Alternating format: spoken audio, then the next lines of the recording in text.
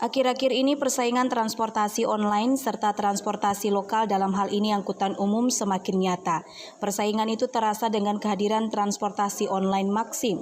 Dengan memberlakukan tarif yang cukup murah, taksi online Maxim mampu menarik minat pengguna jasa transportasi Kota Ambon untuk menggunakan jasa transportasi tersebut.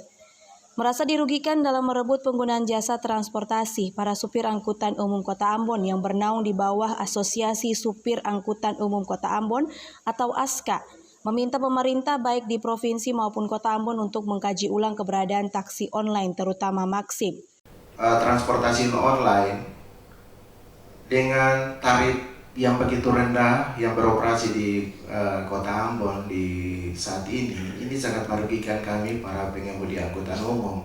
Untuk itu kami meminta daripada pemerintah untuk segera membubarkan transportasi online, terkhusus untuk Maxim. Karena ini sangat merugikan kami para pengemudi angkutan transportasi konvensional. Terkait taksi online Maxim, pengurus ASKA lainnya menilai pemerintah daerah belum sepenuhnya serius menangani persoalan supir angkot dengan kehadiran Maxim. Malah pemerintah daerah dalam hal ini provinsi dan kota dinilai saling lempar tanggung jawab. Jika pemerintah terus bersikap acuh terhadap persoalan para supir angkot, mereka berjanji akan melakukan demo jilid 2 dengan melibatkan seluruh supir angkot di Kota Ambon. Ongen Limba, Junaidi Asril melaporkan.